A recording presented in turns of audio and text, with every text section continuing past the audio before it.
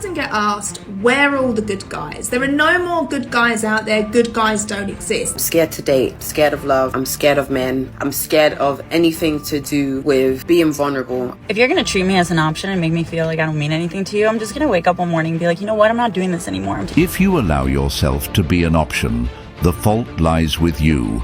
No one forced you to stay.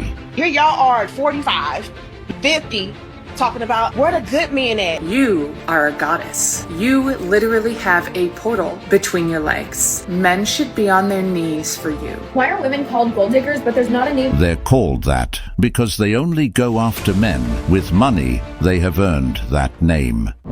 Kindly subscribe to the channel as it further supports us in our work. Thank you. I was thinking about this yesterday, and it just kind of sucks that we live in a world where men don't trust women and women don't trust men. So we're kind of all out here playing with each other's feelings, and it's tiring. So if you're serious, get at me, because I'm serious too. If you're gonna treat me as an option and make me feel like I don't mean anything to you, I'm just gonna wake up one morning and be like, you know what, I'm not doing this anymore. I'm taking myself off of this motherfucking Ferris wheel and you have fun circling on your own. Like, I don't know, invite all the bitches. I don't care. I did not expect for all of you guys to agree with me in my recent video about how hard it is to date. I was actually hoping for some advice, but apparently all of us are on the same boat, and there's just no men out here to date. And that just like leads me to the question of why. I know I'm picky as hell. Like, every one of my friends say how picky I am and how it's just like, it's gonna get me nowhere, and I get it. But I also know what I bring to the table, so I'm just like, you gotta be picky because I don't want to settle, and it's been this long, why would I settle?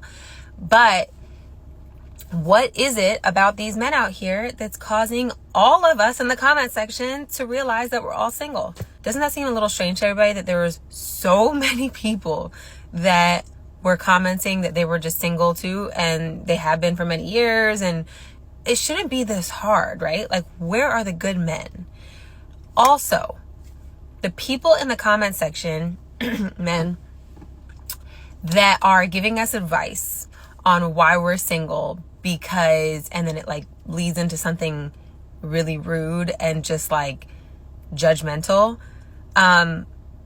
you're the people we don't want to date. Well, apparently you're all on the wrong boat because there's plenty of men out here to date.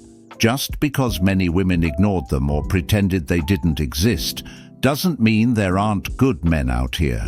What's really happening is that a lot of women only notice the men they want, not the men who are actually available and interested in them. They keep chasing a specific type, maybe the tall, wealthy, flashy guy with status. And when that man won't commit, suddenly it's, there's no men out here. No, sis. There's no man you want that wants you back. Big difference. It's not that the dating pool is empty. It's that you're walking past 20 men to cry over the one who doesn't see you. And when you do that for years, eventually those men move on, level up, or stop trying altogether, and then you really start to feel the silence. Okay, this one's for the guys. Do men actually want Christmas presents? And if so, what do y'all want? Like, also, would you get a guy who has everything? Guys, let me know in the comments. It's crazy to me that people say, oh, you're too picky. That's why I've not got a boyfriend, because you're too picky. I don't want to settle for a half-assed boy. You're not picking your next nail set. You're not picking your next outfit. This is someone that you're going to go through the whole of your life with. Hence why it's called a life partner. So why would I settle? You know what? A lot of the time it comes from people that have settled and they just want you to settle. Well, no, I ain't going to do that. I ain't making that mistake. 4 years single, 4 years happy. So you are not too picky. You just know what you want. And some people just settle. If you want it, that's fine. But nah, not my cup of tea. So don't ever feel pressure by your friends. Some people meet at like 27, 28, 30, 35, whatever. It doesn't matter. Age is an illusion anyway. It's not even real. That's my thought of the day. Bye. Here y'all are at 45, 50, talking about where the good men at. They were back then 20 years ago. You said he was bland. You said he was boring. You said that you were too lit to be settled down. You were going through your whole phase. Remember that? So yeah, a lot of y'all have already missed that boat, baby girls. Or should I say baby grandmas? Because a lot of y'all are way too damn old to be in these type of situations. And then y'all are seeking this advice from women who are still in the streets, who still don't have nothing figured out for her damn self. This is something that happens a lot. Many women hit that age, 45, 50, sometimes even older, and start asking, where are all the good men at? But the truth is, a lot of them had their shot. They had a good man in their life, a man who was peaceful, steady, emotionally available, and genuinely cared for them, but they brushed him off. Now, years later, after the games, the heartbreaks, the failed relationships, they finally realized that the guy who didn't stress them out, who offered stability and peace, was actually the man they should have chosen. It's a cycle that's going to keep repeating itself, especially in modern dating, where modern women have been taught to chase excitement over stability, attention over intention, and independence over interdependence. They say they want love, but they overlook the men who are ready to give it. They chase the thrill, the mystery, the high-value man, but ignore the right man. And when it doesn't work out, they don't self-reflect. They just move on to the next guy, thinking he'll be different. Why are women called gold diggers, but there's not a name for men who only date attractive women? Does this really have to be explained? Oh dear. So most men typically only date those that they are attracted to. That's called normal. Some women will date a guy whether or not they're attracted to him or not, specifically because he has money. And that's why they are called gold diggers. I agree. I often get asked, where are all the good guys? There are no more good guys out there. Good guys don't exist. This is becoming a bit of a theme lately. Now, as a psychotherapist, I can confirm that there are many great guys out there. I've had them sat in my office and I have worked with them. The problem is the great guys, the good, kind, caring, authentic guys, tend to get caught up in toxic relationships, often with narcissists. So these guys are difficult to track down because they've often been pinned down and they've been so abused that they're not able to get out of that relationship and understand and get into a healthy relationship. These guys do exist, but sometimes, ladies, you've just got to be patient. If you have really unattractive people come up and approach you to talk to you and ask you out, you may be thinking about yourself, damn, is that what I attract? Like, am I on their level? You may take it personally, and I understand why you would. But I just saw a TikTok that kind of blew my mind a little bit, and this was a guy talking about this. He was saying, if you get more unattractive guys approaching you, it really doesn't have anything to do with necessarily how you look. It's more so they have nothing to lose. They've had tons of rejection their whole life. So rejection to them is, they don't really care about rejection. It's a numbers game to them. So they're just going to go up and approach as many pretty girls, and one of them has got to stick. If they don't rizz her up, that's fine. On to the next. They just go from girl to girl and just seeing which girl will take a bite, which girl will go for it. And it does work for them. There may be some truth to what they're saying, but the reality is, most of these women are attracting exactly what aligns with who they are and how they carry themselves. That's the part nobody wants to talk about. A lot of them get offended when they don't get approached by the tall, rich, extremely attractive guy they think they deserve. But the reality is, the men who do approach them are usually on their level, or what they can actually get based on how they present themselves. And the reason they get so offended? It comes from a false sense of beauty and value they've built up in their heads. A fantasy fueled by filters, makeup, social media likes, and constant validation. So when real life hits, and the compliments slow down, and the man they truly want doesn't give them the time of day, it creates this inner conflict. Because now they have to face something they've been avoiding for years, the truth about where they really stand in the dating market. Again, average women don't think they're average. This video is for all the women who are still doing all the things for men and don't feel fulfilled. You are a goddess. You literally have a portal between your legs. Men should be on their knees for you. The masculine should be worshiping adoring and revering the feminine. And if you are not getting that treatment, girl, you deserve to be. You want to know why most good men remain single, myself included? It's because all of us have had times in our life where we're doing perfectly fine on our own. We're financially set. We're living life on our own. We don't need anybody. But they happen to come into our life, make us feel like maybe this is the one time that she's going to make me feel special. Say things like, you're a catch, you're my dream man, you're so this, you're so that, I can't believe I found you, I can't believe I'm so lucky to have you in my life. Only to do what? To push him out of your life and act like strangers. The same thing you were before you met. So why even bother me? Why even bother that man? Why? Good men, like myself, it's not that we can't get a woman, it's because every time we try, we're shown exactly why we're better off alone. And instead, these women want to go after the guy that doesn't want them. And then they complain about why they're hurting and why he hurts them. A guy either wants you or he doesn't. There's no middle ground. And there you have it. That's why so many good men stay single, because every time they try to give love a chance, every time they open up, commit, and genuinely show up, they're reminded why they pulled back in the first place. They're reminded that being a good man in this modern dating world doesn't always get you respected. It gets you used. It gets you overlooked. It gets you treated like a placeholder while she waits for someone better. He's reminded that peace, loyalty, and effort don't mean much when she's addicted to chaos, still comparing him to her ex, or constantly seeking validation from strangers online. So eventually, that man stops chasing. He stops proving himself. He stops trying to fix women who don't even want to fix themselves, and instead, he focuses on his peace, his purpose, his growth, because being alone and at peace is better than being in a relationship and feeling alone anyway.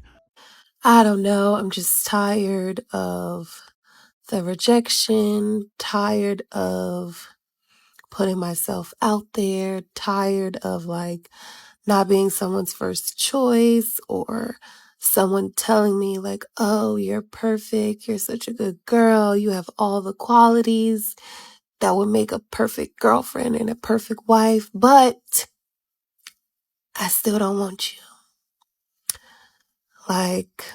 I'm just so discouraged, y'all.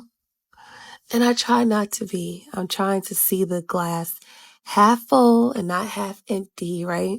Because whatever is meant for me, I will have it. And whatever is not meant for me, it will pass me. But, it's okay to have these feelings also. So, yeah. Happy Sunday. Any guy in any circumstance that says, I make six figures, makes $100,000 on the nose, nothing more. Okay? Because a man who makes a lot of money isn't going around and say, I make six figures. Only the people making literally 100. Does she think that $100,000 a year isn't a lot of money? I'm sorry, are my six figures not six figures-y enough for you? She actually does answer this question by saying, not that it's not good enough, it's just a great indicator of a potentially shitty person because people who do make more don't scream it to look cool. But her own caption reads, if a guy ever says to you in any circumstance that he makes six figures, run. So is he screaming it from the rooftops or is he bringing it up in any circumstance and you're conflating the two? There are many reasons a man might mention how comfortable his salary is to a woman that he's courting, most of those reasons coming from us women ourselves. We are, in fact, the ones shouting to the rooftops that we will not tolerate broke men, we will not tolerate men who don't make us feel secure. So when men go out of their way to let us know that they can provide security, why are we getting mad?